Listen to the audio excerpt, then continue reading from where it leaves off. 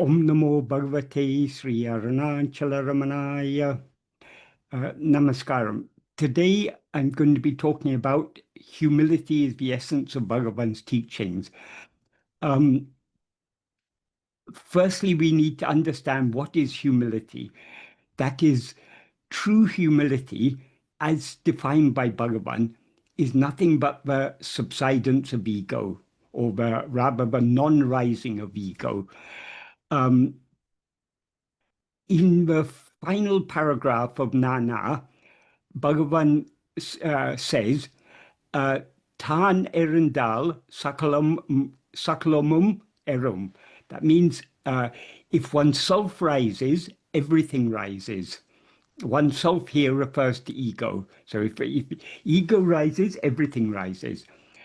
And then he says, Tan adanginal sakalum adangam. If oneself subsides, everything subsides. So ego is the root cause for the rising of everything. When we rise as ego, everything else rises. When we as ego subside, everything else subsides. And then the next sentence is a very, very important sentence. Evelo kevelo tarndu nadikaromo avelo kavlo nanmayundu. That means to whatever extent sinking low we behave or we live our life or we conduct ourselves, to that extent there is goodness. So for Bhagavan is defining what is goodness. Goodness is nothing but sinking low, subsiding.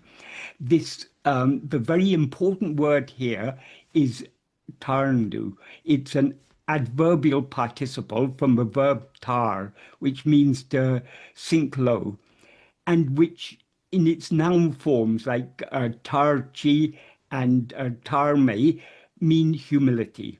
So the Bhagavan is talking here about humility. Humility in the sense of the subsidence of ego, ego sinking very low. So the lower we sink, the more there is goodness. So for Bhagavan, the rising of ego is the root of all bad, and the subsidence of ego is the root of all good. So if we want to be good, if we want to do good, all we need to do is to subside, to cease rising as ego. And then in the final sentence, he says, Manate adangi kondirandal engeirindalum irakalam. That means if one is continuously restraining or curbing the mind, wherever one is, one may be. That is what you mean by restraining or curbing the mind, that is curbing the rising of ego. So if we refrain from rising as ego, wherever we may be, we can be. So for Bhagavan, the essence of his teachings is the subsidence of ego, and subsidence of ego is what is true humility. In Guru Vajrakavai, there's a chapter on humility. That's from verse 494 onwards. And in 3 of the verses in this chapter, Bhagavan reveals a very unique thing, that God's greatness is nothing but his humility. In verse 494, I'm not giving the exact meaning, I'm paraphrasing it slightly, to the extent to which we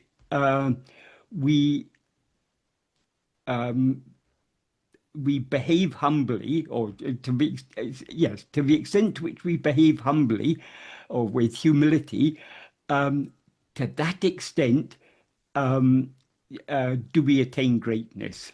So greatness is nothing, true greatness is nothing but humility, which is subsidence of ego. And then in the next sentence, he says,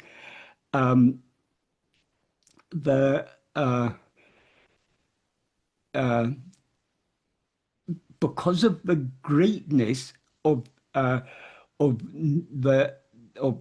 non-rising of delusive ego, even through forgetfulness, for God um, uh, uh, has attained the greatness of being uh,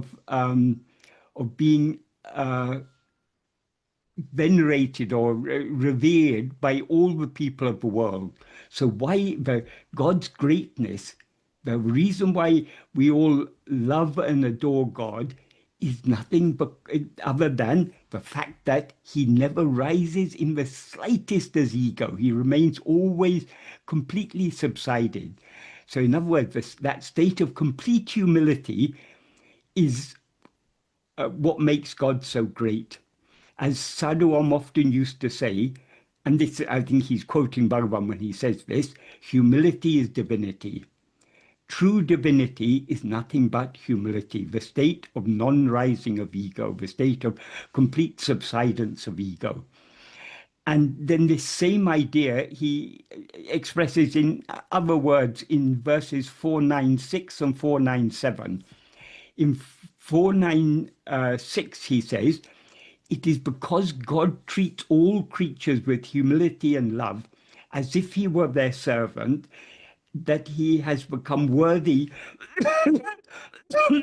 of all the pujas and love with which the entire world glorifies him daily.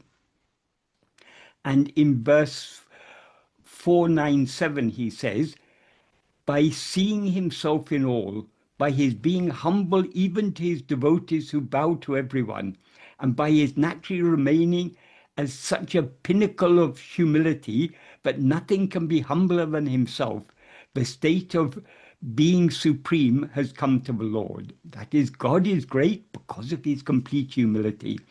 So, as he says in the first sentence of 494, to whatever extent we are humble, to that extent we attain greatness. So if we want to attain greatness, it's not by doing anything, it's not by achieving anything in this world, it is nothing but by subsiding as ego.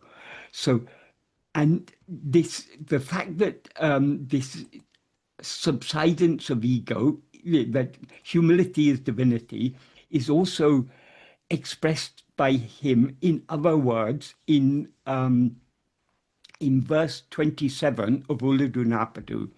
What he says in verse 27 of Ulladu, in the first sentence he says, Nanudiyadu ullanile, namaduvai ullanile. That is, the state in which I is without rising is the state in which we are as that. That here refers to Brahman. So what is meant when it is said, Tattvamasi, you are that, the you referred to there is I that remains just being without ever rising. So if we remain without rising as ego, that is the state in which we are that. Of course, we are always that. We are always never anything other than Brahman, but we're not aware of ourselves as Brahman so long as we rise as ego, because ego is conceals or obscures what we actually are, because ego is a false awareness of ourselves. So in order to know ourselves as we actually are and to be what we actually are, we need to remain without rising as ego. So how to remain without rising, this state of being without rising as ego, this is the state of perfect humility, as he makes clear in those verses of Guru Bhattacharya. So how to remain without rising as ego?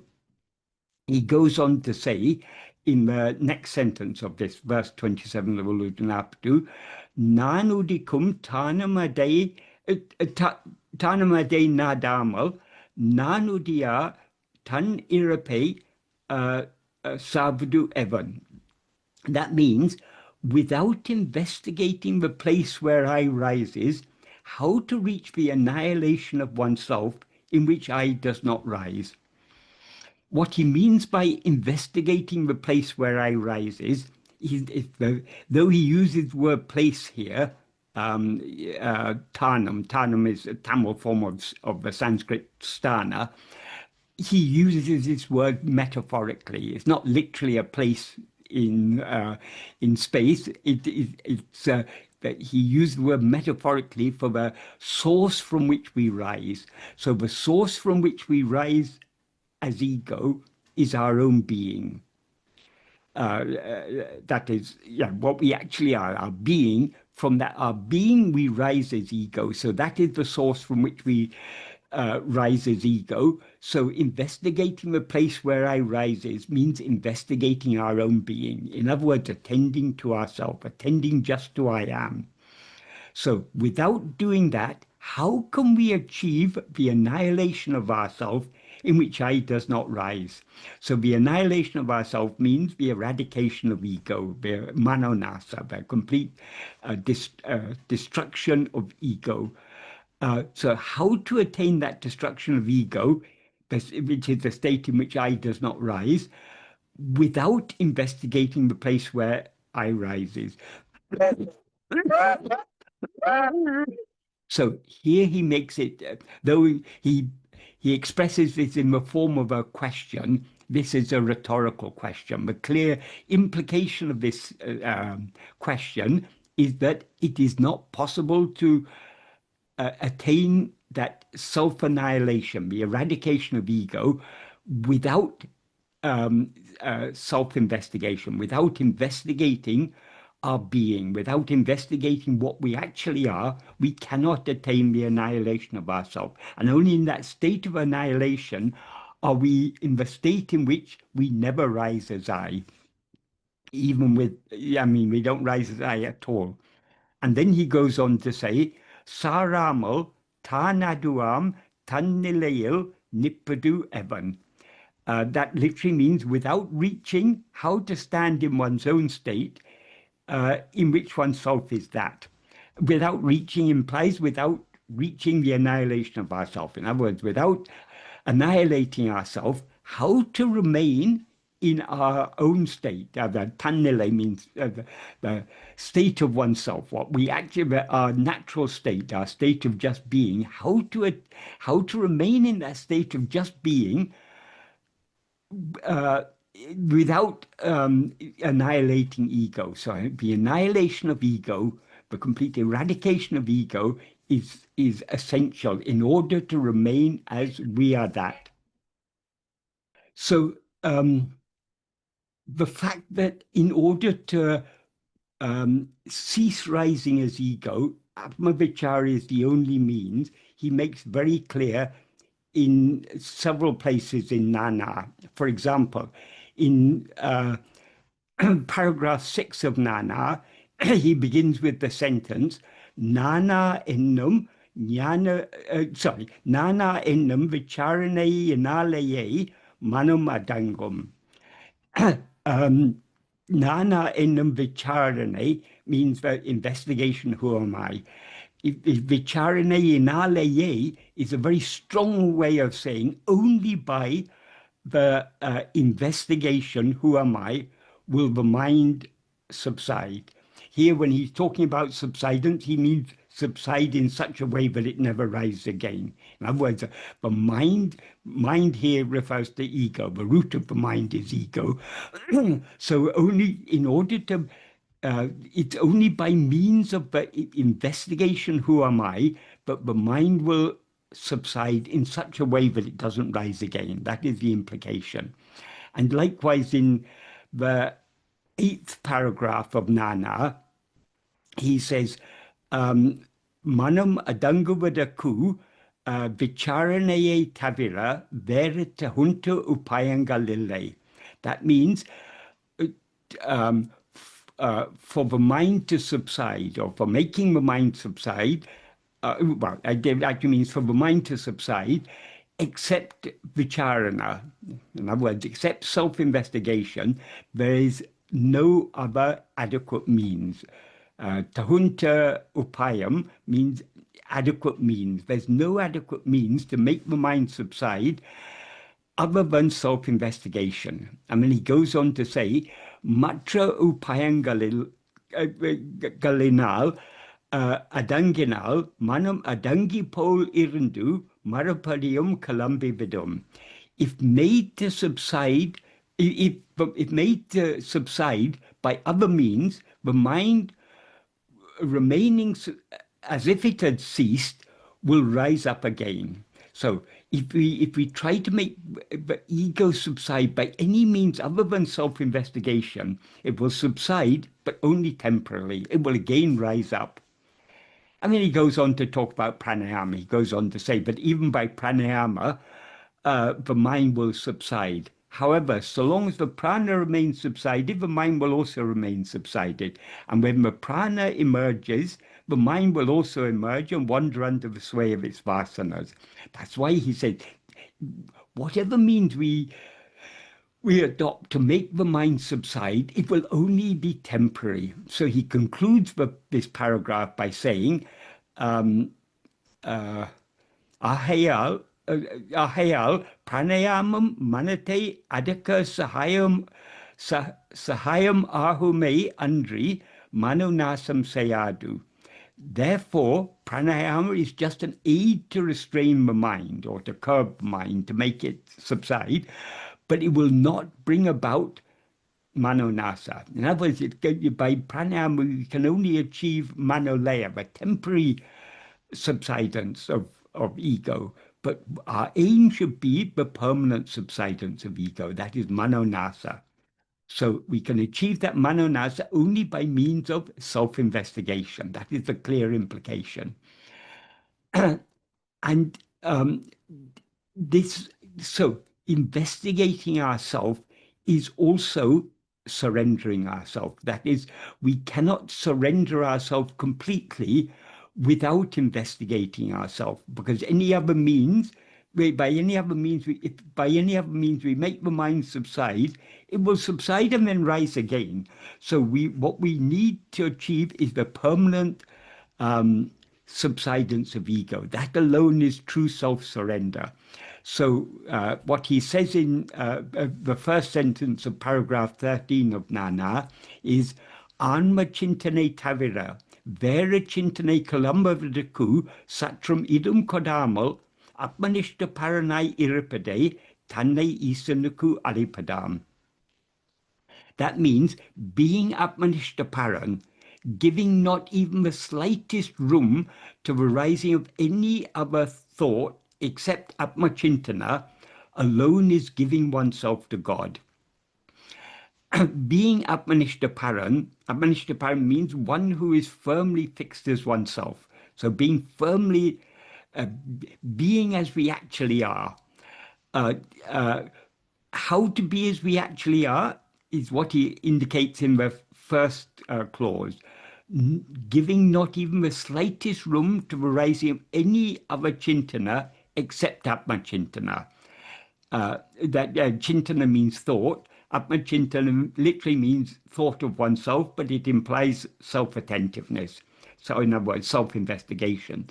So in order to give no room to rising of any other thought, we need to hold firmly to self-attentiveness. Only when we attend to ourselves so keenly can we prevent any other thought from rising. And if we attend to ourselves keenly enough, even the first thought, the thought I, namely ego, will not rise. So by attending to ourselves so keenly that we don't give room to rising of any other thought, even the first thought I, that is being Atmanishtaparam, being as we actually are, and that alone is giving ourselves to God. So surrender can be, that is the path of surrender begins on the Bhakti Marga. We try to surrender our will to the will of God. But we can do so to a certain extent by devotion to God. But that is devotion to God as if he were other than ourselves, but we cannot give up our will entirely. It's the nature of ego to have a will of its own. So we can reduce, we can reduce our will to a great extent, but we cannot eradicate our will entirely so long as we rise as ego. That is, so long as the root of the will is there, the likes and dislikes, desires and attachments will keep on sprouting to a greater or lesser extent. So, in order to achieve the complete surrender of our will to the will of God, we need to surrender ourselves. We need to surrender ego. And the only means to surrender ego is by being Atmanishtaparam, by being as we actually are. And we can be as we actually are only by means of self-investigation. And then he goes on to say, the next sentence is the next sentence is, Isam peril evlo bharate patalum avalavayum vahiti vahitu kolkera. That is, however much, even though one places whatever amount of burden upon God, that entire amount he will bear. That is, in the previous sentence, he says we need to hold on to self-attentiveness so keenly that we give no room to the rising of any other thought. Then what about all our responsibilities?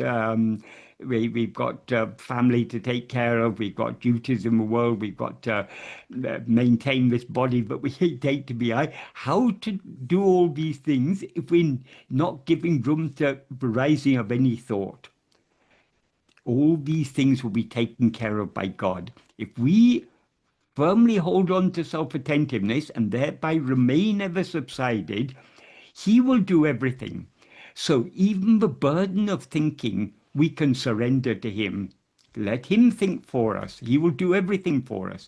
So all we need to do is to remain subsided, to remain without rising as ego. And then he goes on to say, I'll just read the translation because I think I'm nearing the end of the time. Since one Parameshwara Shakti is driving all karyas, instead of we also yielding to it, why to be perpetually thinking it's necessary to do like this, it's necessary to do like that? That is, when he says one Parameshwara Shakti, that Parameshwara Shakti is the power of divine grace. That is the supreme, the supreme ruling power of the supreme Lord. That is the power of grace. That is driving all karyas. All karyas means whatever needs to happen, whatever ought to happen, whatever needs to be done, whatever ought to be done. He's making everything happen as it's meant to happen. So when such is the case, why should we, instead of yielding ourselves to it, be perpetually thinking it's necessary to do like this, it's necessary to do like that? It's not necessary for us to do anything. It's not necessary for us even to think. The only thing that is necessary is to hold firmly to self-attentiveness and thereby refrain from rising as I. If we do so, everything will happen as it's meant to happen. We need not be concerned about other things. We need not carry the burden of the world on our head. All we need to do is to subside. And to illustrate this, he gives a beautiful analogy.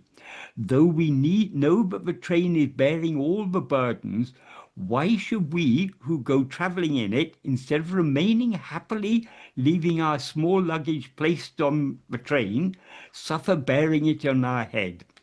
That is, if we're traveling in a train, the train is carrying us and it's carrying all our burden.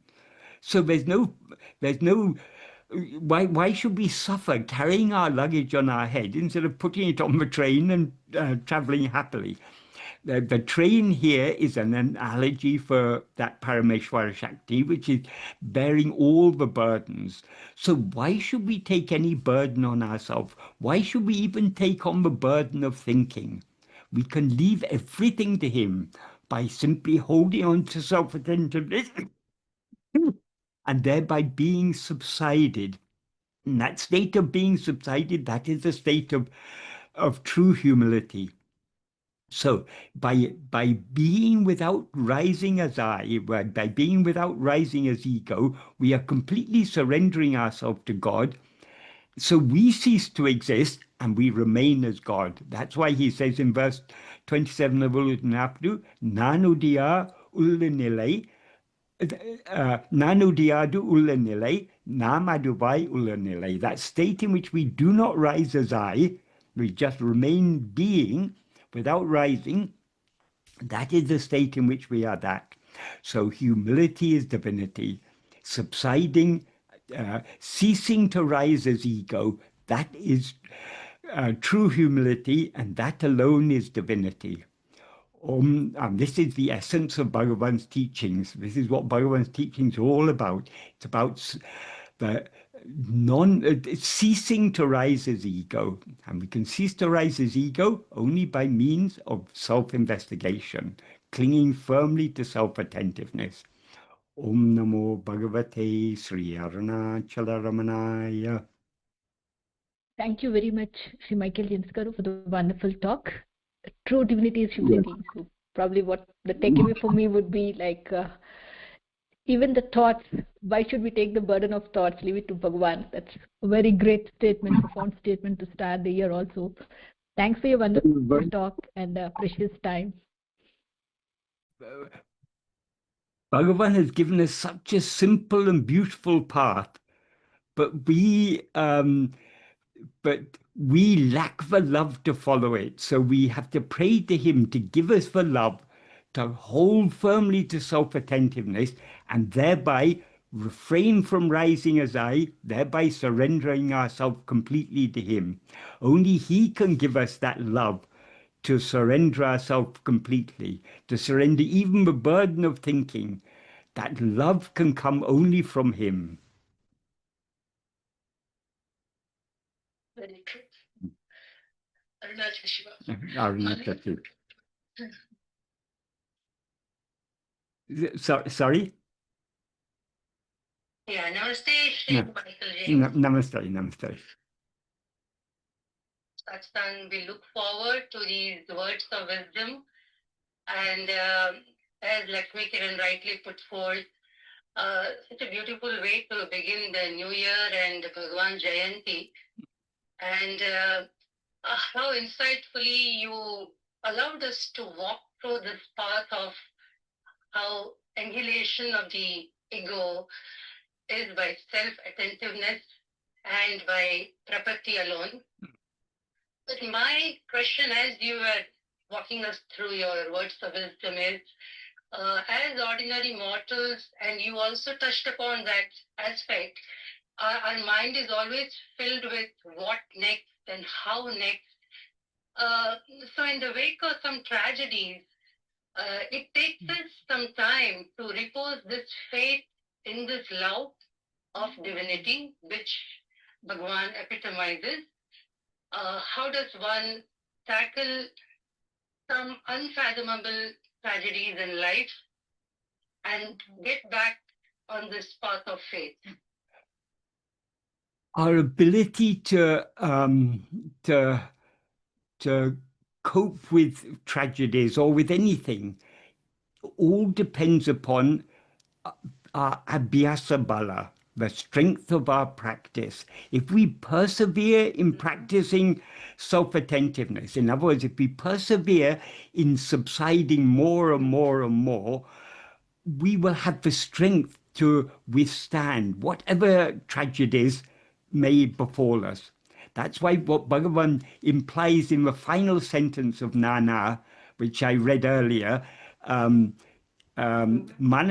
adiki kondirundal enge irundalum irakalam.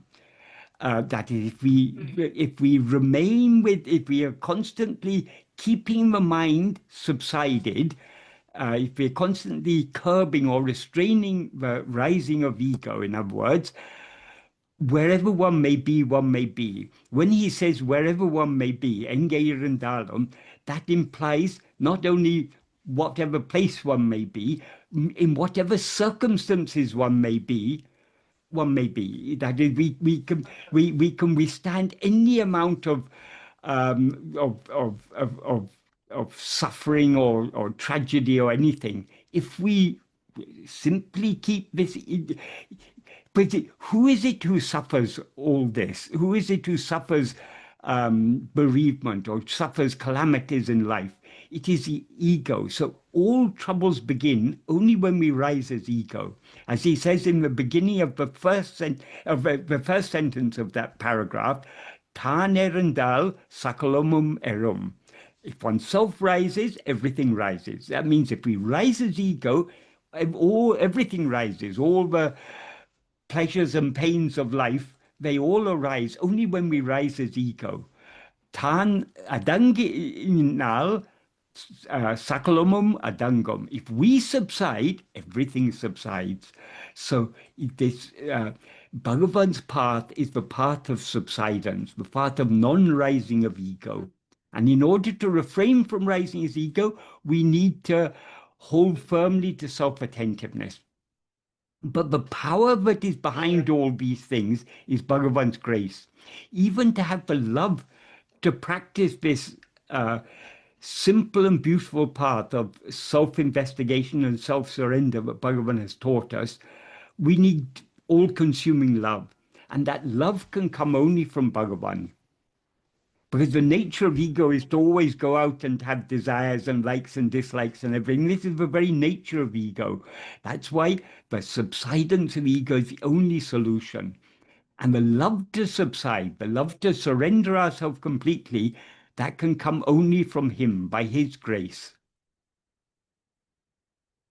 Thank you so much. And also another question which goes along is, in the process of self-attentiveness, do we also seek an answer to our purpose of life, or that amounts to rising of the ego?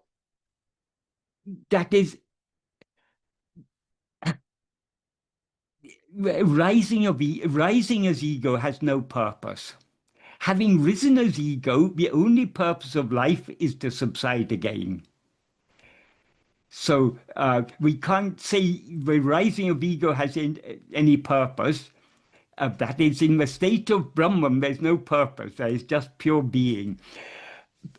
A purpose arises only when we rise as ego. And the purpose, the only purpose we have, having risen as ego, is to cease rising as ego, to subside again. So the mistake we've made is to rise as ego. Now our only purpose is to subside, to surrender ourselves completely to Bhagavan. Thank you so much Right, yet again. And right. we look forward to your continual participation in our satsang over the year. Thank you once again. That's all in Bhagavan's hands. Thanks. Yes. Right. Yeah. Thank you. Namo Ramaya.